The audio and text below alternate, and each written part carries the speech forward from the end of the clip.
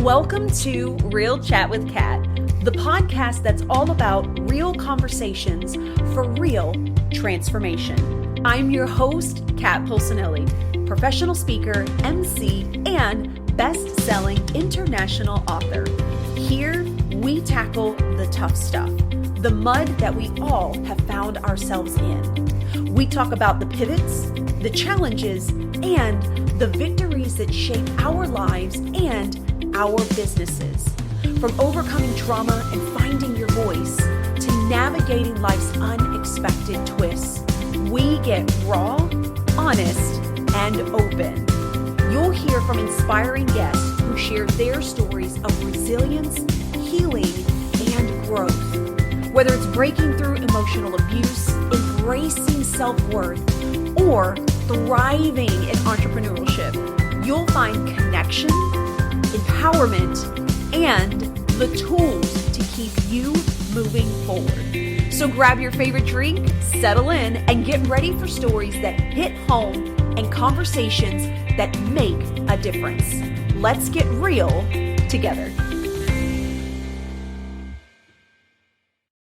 Hello, everyone, and thank you so much for joining me today on this episode of Real Chat with Kat. So we decided to do something a little bit different here in 2026. This podcast has been going now for just over 3 years. And let me tell you, I have had some amazing guests throughout this entire process, which has been absolutely wonderful. So thank you all for your amazing continued support and letting us know what you're interested in hearing and reaching out. It's always fantastic to hear. Now, moving on to today's episode, we had some amazing episodes back in 2024 that really need some additional recognition. So we thought, why not go ahead and compile some of the best pieces from that and bring them straight to you? You're going to get the best of all the worlds, and you'll still be able to go and find the episodes for the full length so that you can really listen to that guest, especially if they resonate with you. You know, as we've moved into the new year, I know everybody is looking to do something different. And one of the bigger things, especially in the entrepreneurial space, is what are some of the best ways to build my brand?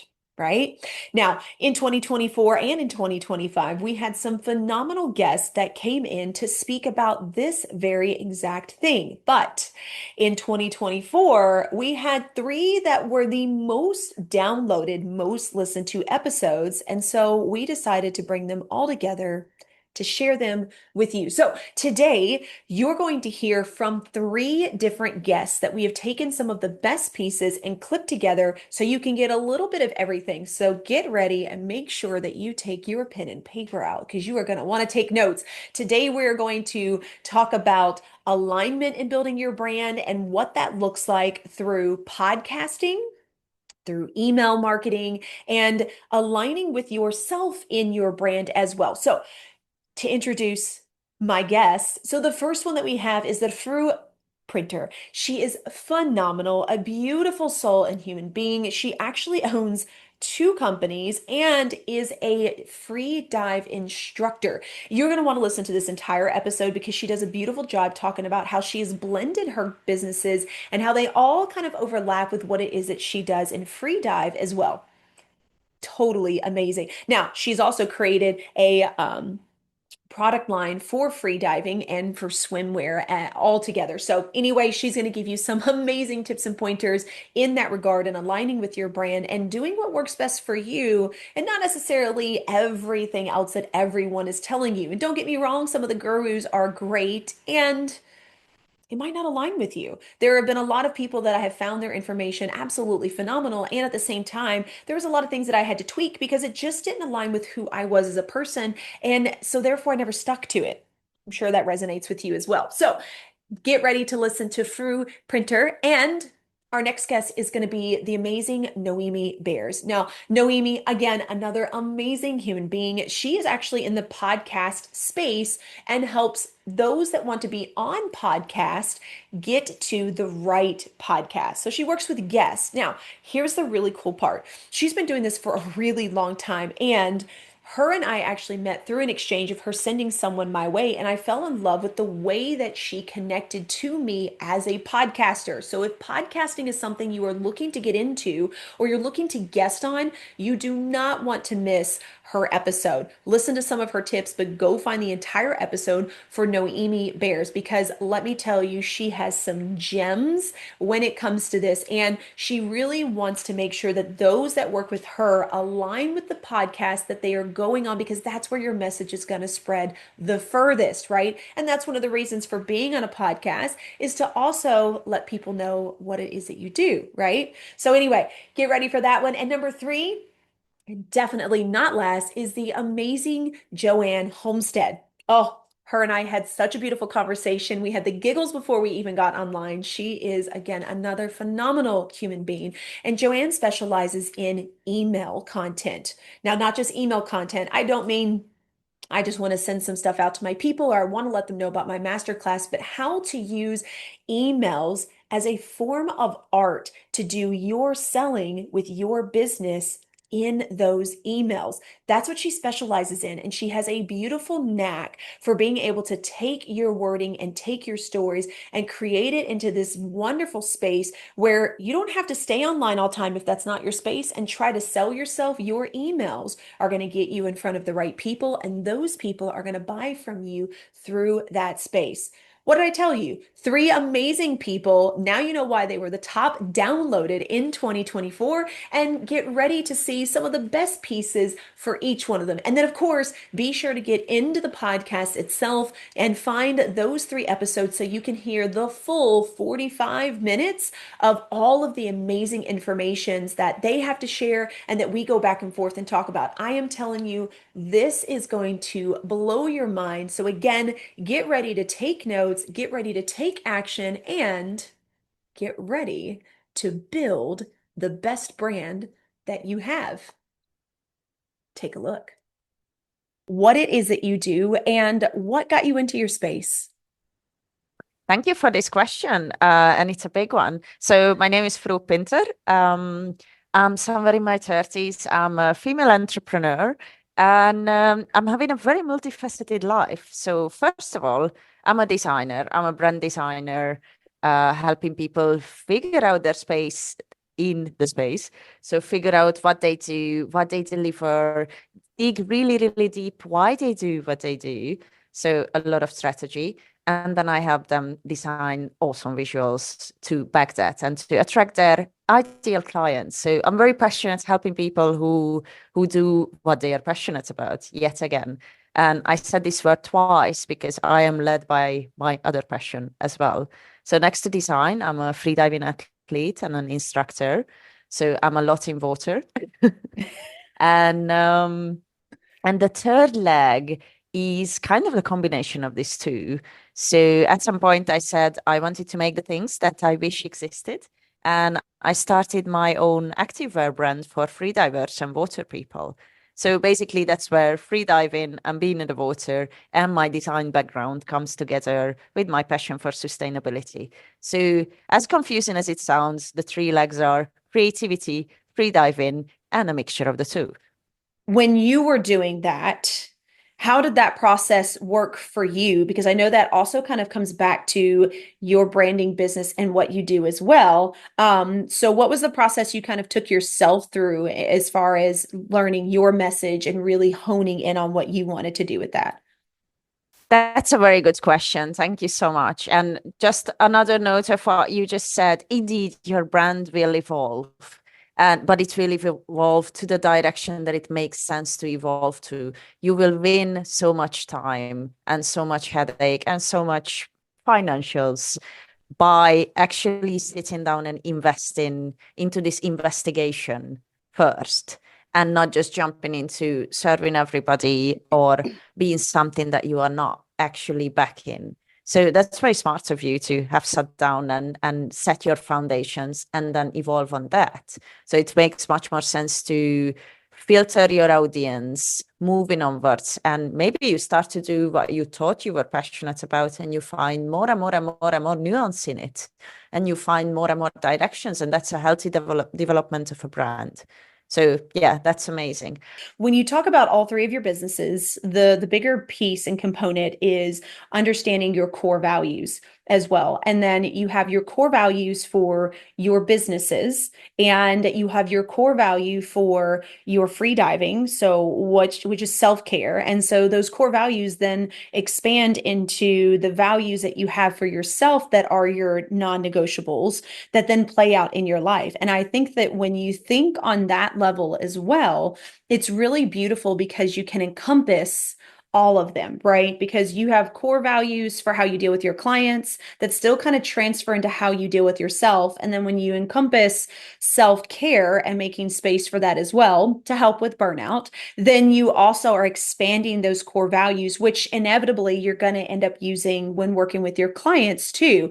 And what's really interesting is I never thought about core values when I first started in business. And, so for anyone that's out here that's listening, if you feel like you're struggling with like, how do I come up with wording, or I don't really know who I want to talk to, be aware of what are your non-negotiables when it comes to working with your clients, when it comes to the type of clients that you want to have and don't want to have, when it comes to your lifestyle. What are your non-negotiables? What are your core values? Because that in turn can help develop not only your brand, not only your passion, but also your free time as well, which then kind of gives you a full view of how you kind of want life to look like, at least in at one day, right? Even if it's something you're striving for, you're basing it off of those non-negotiables, which can change, they can shift depending on the season of life that you're in. But I think it's beautiful that you really have encompassed all of those together to make your life very fulfilling for you the way that it worked best for you.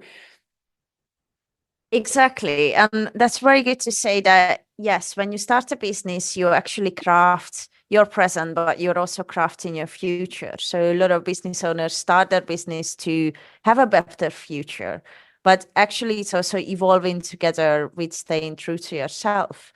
And for example, when I started freediving, then obviously my life looked very, very different. And at some point I realized that, okay, I really need to invest into self-care if I'm to function as a highly functioning creative, right?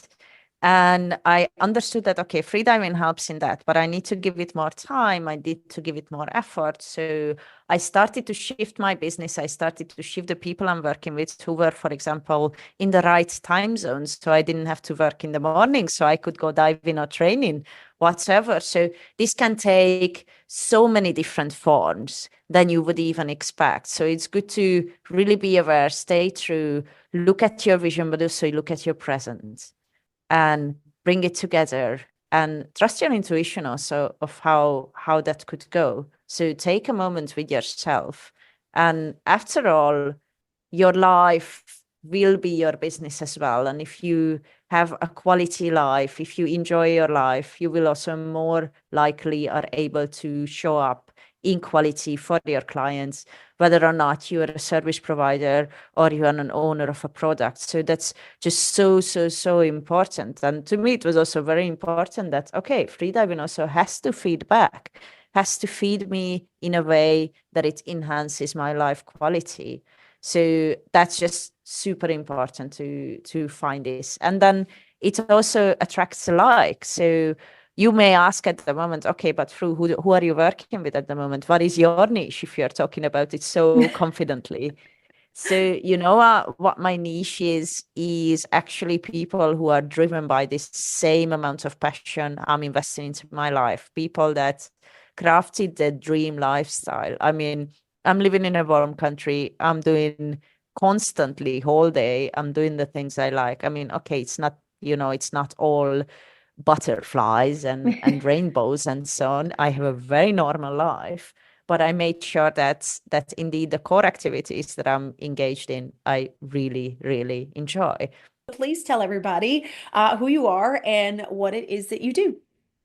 So my name is Noemi Beres. I live in Cyprus in Europe, and I run a podcast booking agency. I'm the co-founder of it. It's called Podcast Connections. We help entrepreneurs and business owners to get on quality podcast shows and reach their lives through connections. That's what we've been doing since 2020. And I became an entrepreneur in 2007. I was doing different things in the marketing world, and I really enjoyed that part, but I enjoy even more working in the podcasting world. I'm also an artist, a mixed media collage artist. So this is only a nutshell about me, but yeah. Ooh. I love it. And I've had the absolute pleasure of having a chance to chat with you offline, but also having a chance to speak with some amazing people that you have sent to the podcast as well, which has been wonderful. I've only recently had a couple of people reach out, but Noemi does an amazing job at really understanding her people and making the connection. So tell me then, because I know you're an artist, you do some mixed media and stuff. What made you decide to jump into podcasting agency? Like what where did that come from? Well, that's a great question, Kat. It has nothing to do with my education or anything like that. By trade, I'm a linguist. I'm a Scandinavian linguist. I speak Danish and Swedish, but ended up in Ireland with my husband, and we started our own online business back in 2007, and that was a travel-related business. Like we worked remotely since 2007. Everything went well. The business was great until the pandemic hit. And because our business was travel related, so from basically one day to another, it just disappeared. And Yeah. we had to pivot. And Yeah. yeah, and luckily we had a mentor.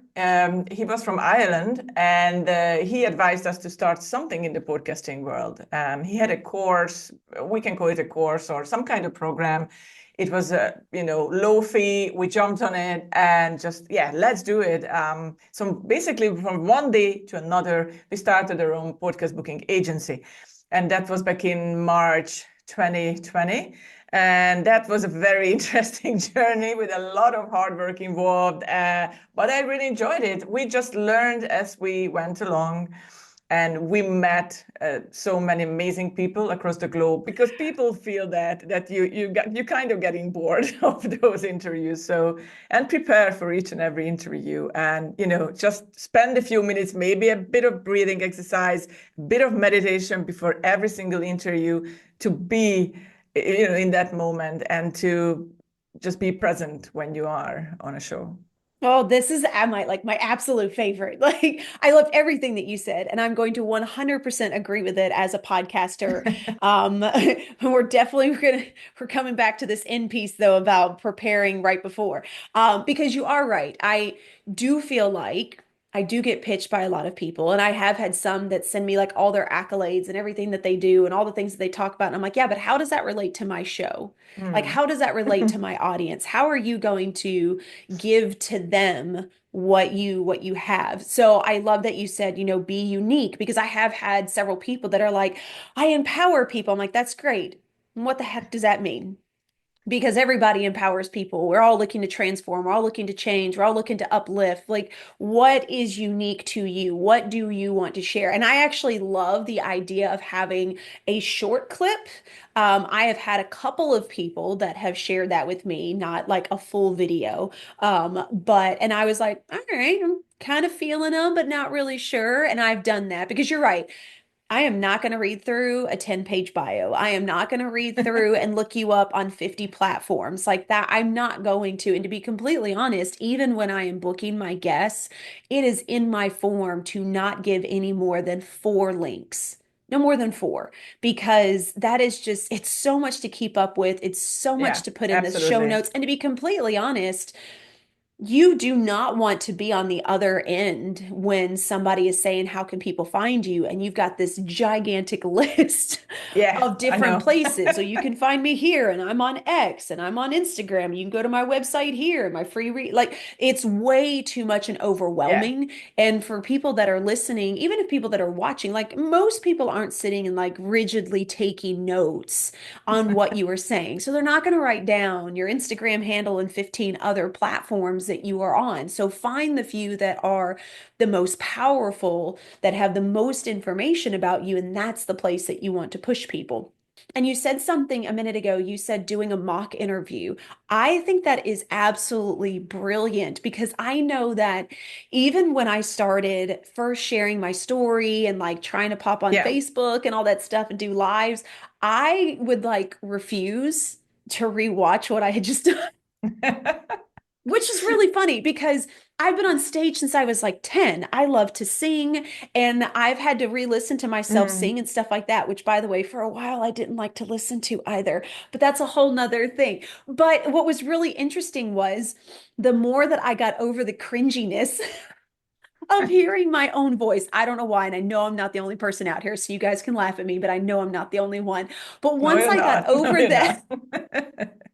it became so much easier to pick up on things. And then what I started seeing myself as was somebody who was speaking to me. So instead of seeing just myself and just criticizing the crap out of myself, I started to recognize myself as someone that could speak to people, as someone that was sharing their story. And then, and this is so funny. So I'm gonna share this. I have done my stories a few times where I don't know. I can't keep up with the ring, okay? It's like 20 seconds and I can't keep up with it every time. And so sometimes when I'm doing my stories, I get caught in the middle of it. And I'll go to leave the next one and I always like make a joke about it or something. When I rewatch my stories now, because now I make sure that I do so that I'm hearing what I'm saying and I'm hearing how I'm saying it, I will laugh at my own jokes. I will laugh at my own jokes. And I'm like, I just said that. Why is that so funny to me? But it's because I have learned how to separate myself a little Yeah. bit from seeing myself as just me and criticizing to seeing myself as if I am watching someone to gauge how they are interacting and how could they potentially do better. And that has helped me tremendously. So I love this idea of doing a mock interview. If you're doing lives, like the interview is live on LinkedIn or live on, it can be Instagram or, Facebook, excuse me. It's an absolutely amazing idea to even just to do like a pre-marketing, like, teaser, a Yeah. post on LinkedIn or on Facebook or wherever you are, and just take a picture of yourself. Oh, I'm getting ready for this amazing interview with Kat. I'm so excited. And by the way, check out her podcast and, leave a review and subscribe to it because it's amazing. And that's it. And, that's a big thing and a big push to the podcast host too, because who doesn't like to have an extra review and extra subscriber and just a bit of kindness. It goes a long Yes. way. And as you said, promoting the episode is a must for the guest, because why not? I mean, you are a guest, you need to share the content. It takes so much time to create content all the time and to create new content. And content is still king. So once you get all that promotional material and links, and even sometimes the host send you like a pre-written description or whatever for your Yeah. LinkedIn I've page seen them or do for that. Instagram. And you can, if you don't have time or you are not really into social media, you can basically copy paste it and you just share it. And because they are so helpful. And also, always remember to tag the host, because it's a win-win situation for everyone. Because once you tag the host on LinkedIn or other social media platforms, their followers will, see that post too. So it's the more the merrier. I think it's just crucial to tag, to promote everything. And if you have the opportunity to repurpose the content and create audio clips or video clips or quotes or anything that you can use, you can just reuse it in the next couple of months, because people won't remember what you posted 2 days ago on LinkedIn or Yeah. Instagram. So you can easily use them even like once a month, twice a month. You can go back to your old interviews and just repurpose them, all those audiograms and videograms. It's just amazing.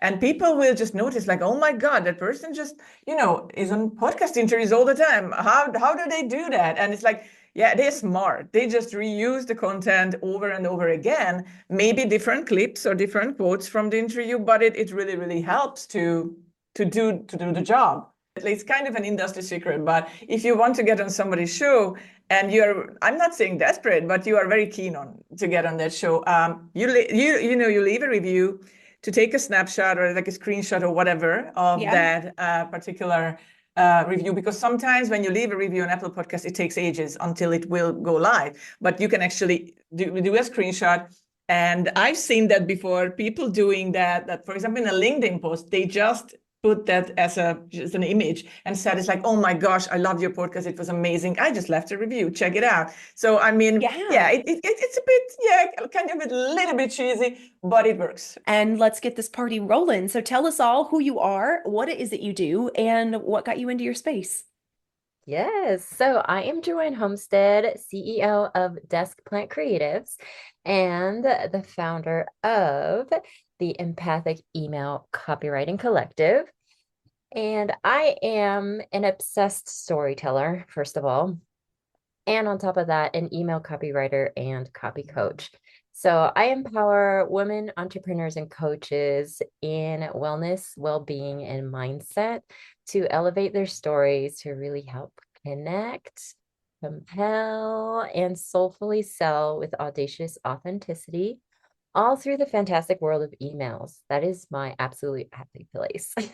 Consent-based email marketing is so important, and I feel very passionately about this because as someone who does marketing, a big piece of it is like the ethical marketing.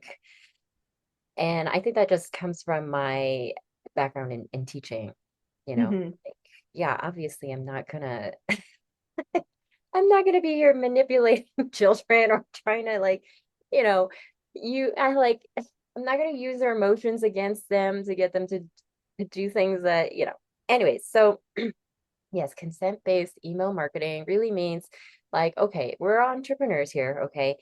We are, as one of my entrepreneur colleagues likes to say, we're building the plane as it's flying, okay? So there's a lot of things that you're learning along the way. And if you're not sure on like the compliance and the legality of email, that's okay. But here you are. You can now you can know exactly what you need to do. But asking for permission to add someone to your email list, and kind of like what you're saying, like not the kind where you're gonna schedule on someone's scheduling calendar and you have to click like yes in order to have a conversation with them.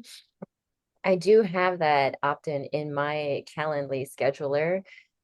You can, if you'd like to sign up for my free email community Flourish, you can sign up here. And then I have a little box that says, yes, I signed up. And then a no, thanks, totally fine, nothing personal. So I give them that. It's like you need to give them that option. Or what you said, like asking them for that permission from you.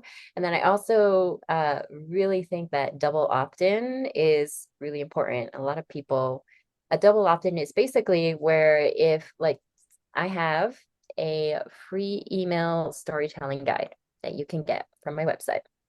And so when you sign up for it, you put your name in and your email address, you check the little box that says, I agree to receive marketing content from Decimite Creatives. Mm-hmm. And then you click and then you get it in your inbox. And then this is the double opt-in. So you opted in once, and then there's a second opt-in in your email inbox. There's a confirmation email that says, yes, I do want to receive these emails. And actually it is like legally you are supposed to have like a double opt-in, but a lot of entrepreneurs don't want to do that because it's like that extra step. And people always say like, you got to make it as easy as possible for, people to get in. And yes, there's that piece, but then there's also the piece of let's just make sure the consent is there. And the double opt-in also then does allow for emails not to end up in spam, because people will sign up for things and then they forget, and then they get an email and they're like, where did this come from? Like, Oh, that's even though true. you signed up. And so you have that information there too. Do you feel like people should be changing that up when it comes to that? Because I personally, and maybe that's just me, I get bored easily. But if I see the exact same thing, I get to the point where I'm just like, I'm not even going to check your email anymore because Yeah. I keep seeing the same information and I just don't care to keep rereading through the stuff to then get what I need out of it. Yeah. Okay. Oh my gosh, I have so much to share. Okay. I'm gonna see if I can remember. Okay, I had 3 points. Let's see if I can remember. One, one I think I like to say, which for a lot of people like who want to do, they're entrepreneurs, they really want to be able to connect with their email community, really compel with the storytelling and be able to like soulfully sell, directly promote, and do it in a way that's consent based, that gives them the option to opt out of a sales sequence, all those things. The first thing I say to them is get into a right relationship with your email inbox, because that is affecting the way you're going to show up writing in your emails. So your Ooh. own email inbox, you need to see what's going on in there for you. For some people, they are subscribed to a lot of different email newsletters, and they don't want to unsubscribe from any of them, even though some of them just don't resonate with them anymore. There's just, it's just not the right timing, but they feel like, oh, if I unsubscribe, like they're gonna, like that's like I'm gonna offend them, and that's Yeah. gonna show up when you are in your own email marketing, because when you go to write an email, you might get stuck, like you might procrastinate, you might not want to do it because you're thinking in your head, what if someone unsubscribes? I'm gonna feel a lot of, it's gonna like just break my heart, or like I can't handle it. So the first thing I say is you gotta get in right relationship with your own email inbox and really dig into what thoughts are coming up for you and get curious. Hmm, why am I having this thought? Okay. Or, someone said they were starting to feel a grudge about how many emails they were getting from these people who they love, they want to support, Wow. but they were getting into a grudge because they were getting all these emails. And I said, like you can support them in other ways. You would support them if you unsubscribe, because actually that would help their deliverability of their emails. True. Anyhow, and so I was like, yeah, just get curious. Like, what are your thoughts around that? What's going on? And then what kind of like what you're saying, like some people will say, like, well, I don't even read emails. I don't read emails. So that's why they get stuck they want to use their email marketing. They feel like they have a really great community they built there, but they're stuck, and it's something around where they're realizing that the thought of, oh, I don't read my emails is now translating into no one's going to read my emails. No one's going to care. No, which is not true, because if you're doing consent-based email marketing, people have voluntarily signed up to come into your space. I like Hmm. to imagine it like this, like they have voluntarily come to your door, opened the door, and said, hey, I'm here. I'm so glad I'm here. I'd love to learn more about you. I want to get to know you. It's like that initial coffee chat, again, depending on where they're coming from, if they are more warm or cold, but they have chosen to be there and they want to hear from you. So I think it really starts with, okay, getting in right relationship with your email inbox. So then you can move forward with your email marketing in a way that feels good for you, that's on your own terms. No, there aren't like shoulds in here. Like, oh, I see this person doing that, so I have to do that, or I have to do this. Okay. That's a big Second piece. one. Second piece with like the you're talking about like the footnote at the bottom of the email. Oh, yes. The dreaded footnote.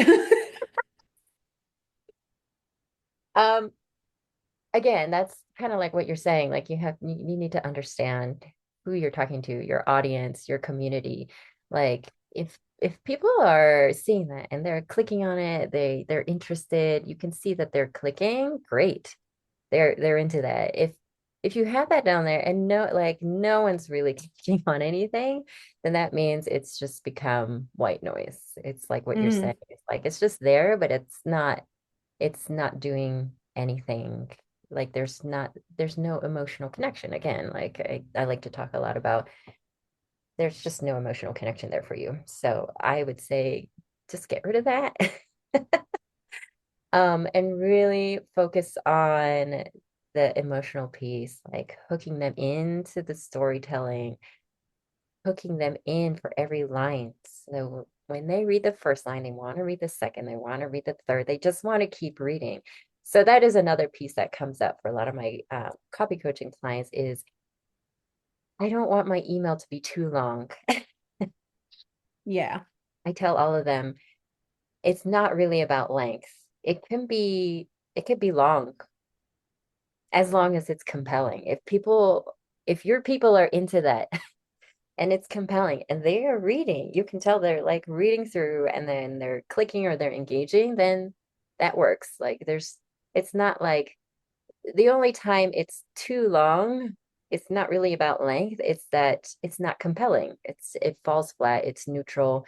There's just something about it, the copywriting or the storytelling that is not landing. Thank you so much for tuning in to Real Chat with Kat today, where real stories meet real solutions. If you love today's episode, don't forget to subscribe, leave us a review on Apple, and share this with someone who may also need to hear this as well. Let's also keep the conversation going. Follow me on socials at The Lotus Effect, connect with our incredible guests, and remember, you are never alone. Your story matters, and you have the ability and the power to rewrite it. You always have a choice. Until next time, stay strong, stay inspired, and keep showing up as the incredible, unstoppable